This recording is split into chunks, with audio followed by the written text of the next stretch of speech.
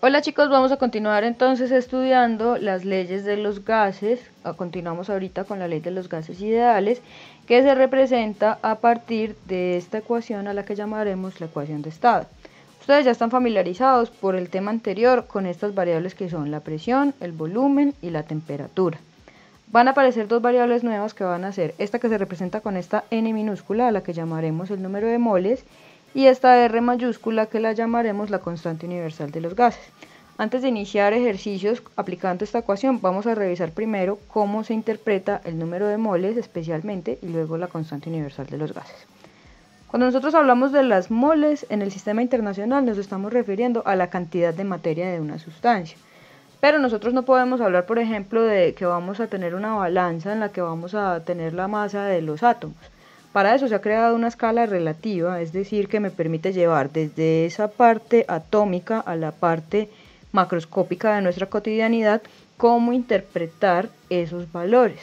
Y eso se hace gracias a este valor que nosotros llamamos el número de Avogadro. ¿Cómo se interpreta esto? Si yo hablo, por ejemplo, para un elemento, recuerden que un elemento puede ser cualquiera de los que se encuentran en la tabla periódica, que son átomos individuales, yo voy a decir que un mol, por ejemplo, un mol de oro o un mol de hidrógeno, de oxígeno, de nitrógeno, va a tener esta cantidad de átomos. Mientras que en un compuesto, que recuerden que ya un compuesto es cuando yo hablo de la unión de varios elementos, de varios átomos, va a tener esta cantidad de moléculas. Presten atención, elemento se relaciona con átomos y compuesto se relaciona con moléculas. Ahora, para llevar esto entonces a nuestra cotidianidad, existen en las tablas periódicas unos valores que nosotros llamamos masas atómicas. Por error, en muchas ocasiones se llaman pesos atómicos, pero por física nosotros sabemos que el peso es una fuerza. Estos valores, si ustedes los relacionan en sus tablas periódicas, van a encontrarlos con facilidad. ¿Qué me indica esto? Por ejemplo, para el hidrógeno, yo voy a decir que un mol de hidrógeno, así solito, equivale a 1 gramo. Los representamos en gramos para que sean comprensibles a nuestra cotidianidad. Por ejemplo, para el magnesio, yo voy a decir que un mol de magnesio, de acuerdo al valor que me está entregando esta tabla periódica, equivale a 24,3 gramos. Y así sucesivamente con cada uno de los pesos o masas atómicas de cada uno de los elementos. Ahora, si nosotros vamos a hablar de peso molecular, estos son compuestos, por consiguiente vamos a hablar de cantidad de moléculas. Para nosotros determinar el peso molecular de una sustancia o masa molecular de una sustancia, vamos a primero a identificar cuáles van a ser los elementos que están involucrados en el compuesto. Para este primer caso tenemos N2, es decir, tenemos nitrógeno. ¿Cuántos átomos de nitrógeno tengo acá? 2. Y de acuerdo a la tabla que nosotros veíamos anteriormente, cada uno tiene una masa de 14 gramos, cada átomo de nitrógeno. 2 por 14 es igual a 28. ¿Qué quiere decir ese 28? Que un mol de N2 equivale a 28 gramos. ¿Listo? Vamos a revisar este siguiente caso. Tengo HNO3. Lo primero que voy a hacer es identificar cuáles son los elementos que componen este compuesto. Tengo que va a ser hidrógeno, nitrógeno y oxígeno. ¿Cuántos hidrógenos hay? El hecho de que acá no haya un coeficiente, un subíndice, perdón, no quiere decir que no hayan elementos. Me está diciendo que hay 1. Nitrógeno, lo mismo, aplica para este caso. No hay subíndice, pero yo asumo que hay 1, tal como en matemáticas se interpreta. Y oxígeno me está diciendo que hay 3. ¿Listo? Ahí estoy indicando cuántos átomos hay de cada uno. Ahora, de acuerdo a la tabla periódica me dice que un mol de hidrógeno tiene una masa de 1 gramo. 1 por 1, 1. La tabla periódica me dice también que el nitrógeno, 1 mol, tiene una masa de 14 gramos. 1 por 14, 14. Y me indica también que el oxígeno tiene una masa de 16 gramos. 3 por 16, 48. Al yo sumar esto, me va a dar un total de 63 gramos. ¿Qué significa este 63 gramos? Que un mol de ácido nítrico, que es este, equivale a 63 gramos. Ahora miremos esta siguiente sustancia, a la que llamaremos etanol, que es el alcohol que se encuentra en las bebidas alcohólicas. Vamos a identificar primero cuáles son los elementos que se encuentran en este compuesto. Tengo el primero, que es carbono, el segundo, que es hidrógeno. Miren que acá el carbono se vuelve a repetir, acá el hidrógeno se vuelve a repetir, sigo con el oxígeno y vuelve y se me repite el hidrógeno. Carbono, acá tengo un carbono y acá tengo otro carbono, por consiguiente yo digo que hay 2. Hidrógenos, acá tengo 3, acá tengo 2 y acá tengo 1, para un total de 6 hidrógenos y 1 oxígeno. De acuerdo a la tabla periódica, cada mol de carbono tiene una masa de 12 gramos. El hidrógeno tiene una masa de 1 gramo y cada mol de oxígeno tiene una masa de 16 gramos. 2 por 12, 24, 6 por 1, 6 y 16 por 1, 16, para un total de 46 gramos. ¿Qué me indica estos 46 gramos? Que un mol de etanol tiene una masa de 46 gramos, una sola mol. Miren que es un caso especial porque tiene estos paréntesis. Estos paréntesis lo que me están indicando, como en matemáticas, es que lo que está por fuera de él, en este caso el subíndice, me va a multiplicar lo que está dentro del paréntesis. Entonces, empezamos. Primero vamos a identificar los elementos que están en el compuesto. Entonces tengo aluminio, tengo azufre, tengo oxígeno. ¿Cuántos aluminios hay? 2, según me indica este coeficiente. ¿Cuántos azufres hay? Este coeficiente que está por fuera de este paréntesis me multiplica ambos subíndices que están por fuera.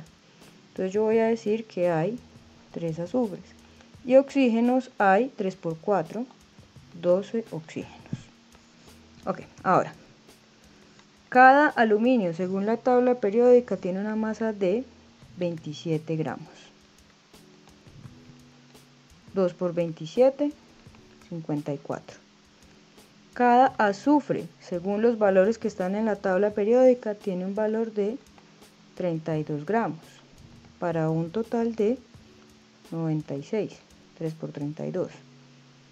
Y cada oxígeno, según la tabla periódica, tiene una masa de 16 gramos, para un total de 192 gramos de oxígeno. Cuando yo sumo esto, me va a dar un total de 342 gramos.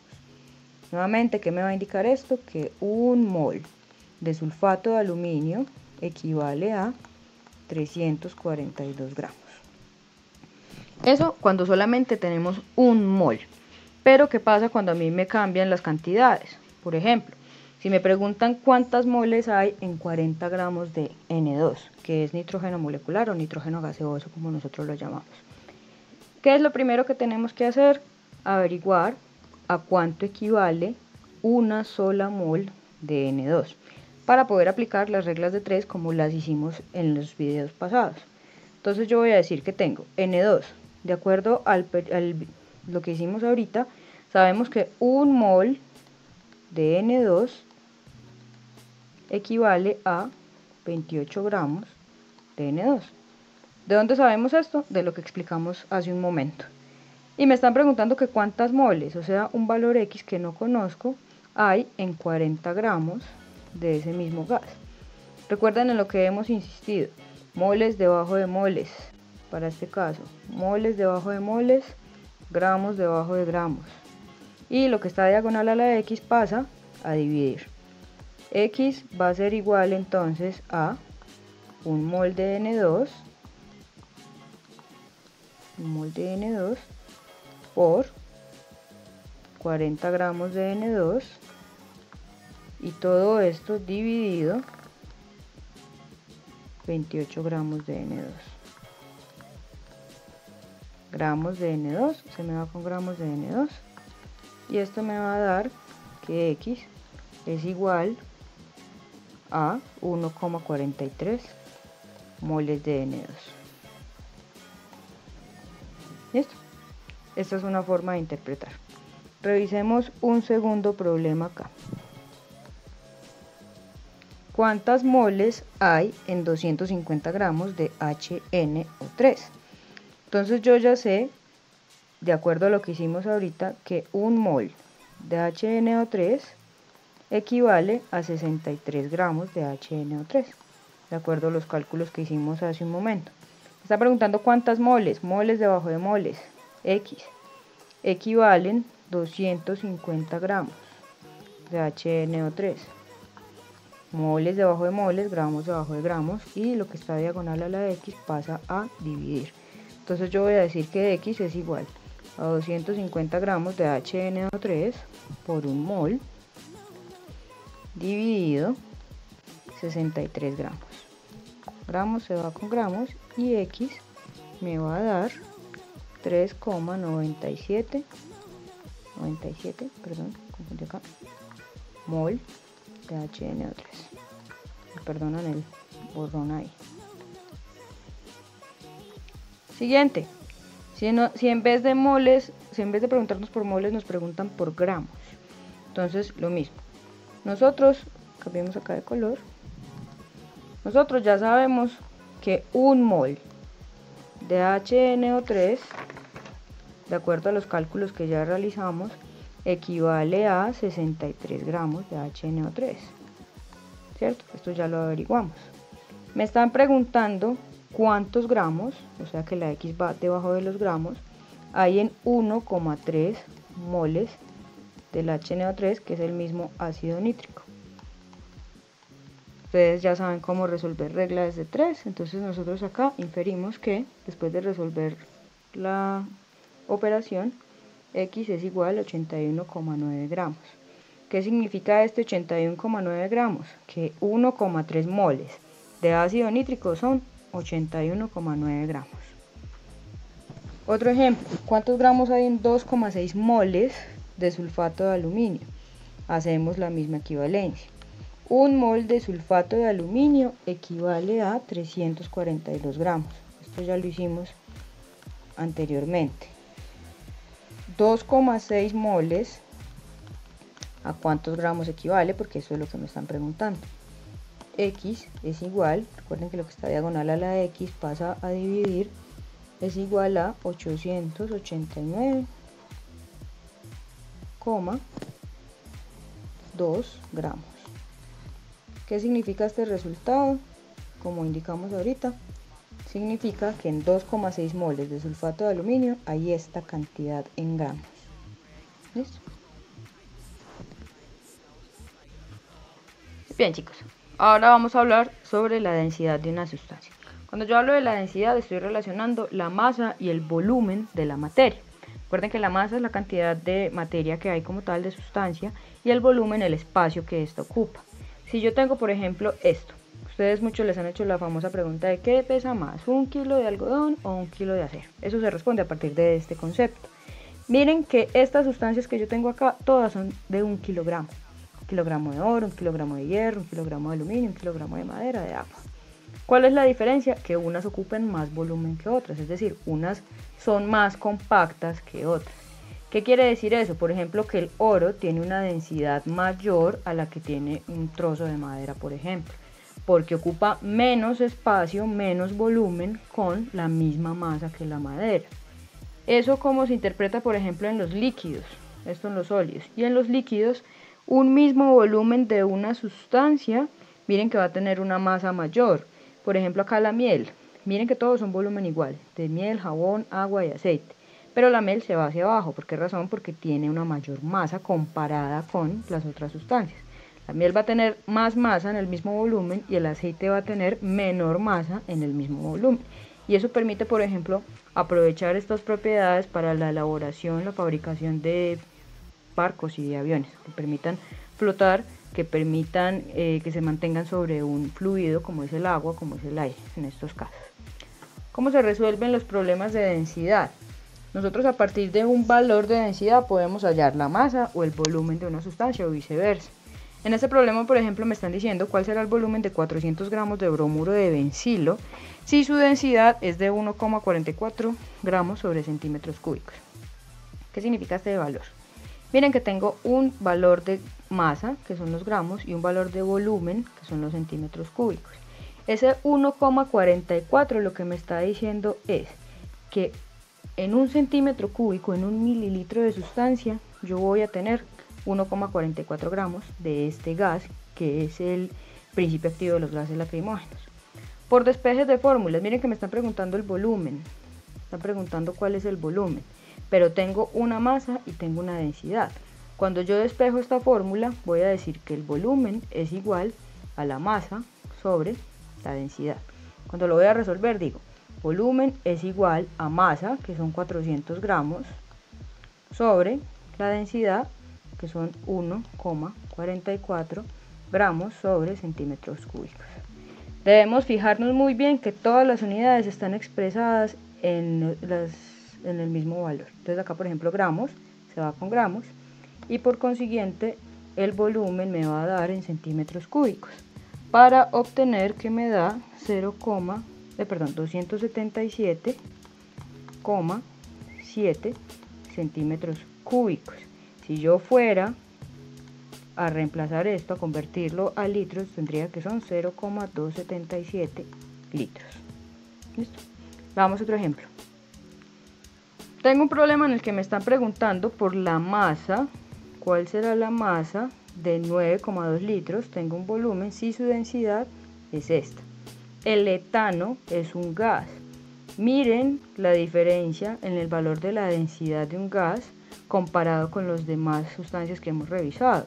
Es decir, ocupa un volumen muy grande. Este valor tan bajo lo que me está indicando es que ocupa un volumen muy grande para una masa baja. Eso es lo que me indican estos valores tan bajos de densidad. Me están preguntando por la masa. A partir de esta fórmula yo puedo decir que la masa es igual a la densidad por el volumen.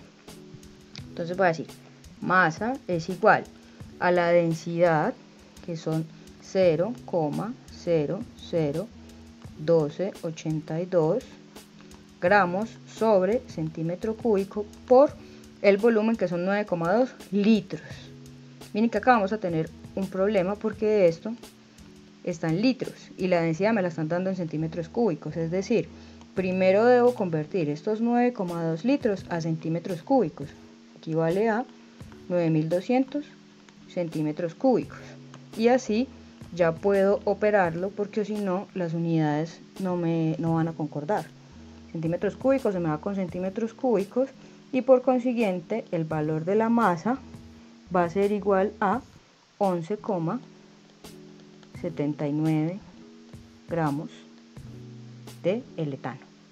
Miren que es una masa muy pequeña, pues relativamente pequeña, comparado con el volumen tan alto que estamos manejando, a diferencia de los problemas que vimos anteriormente.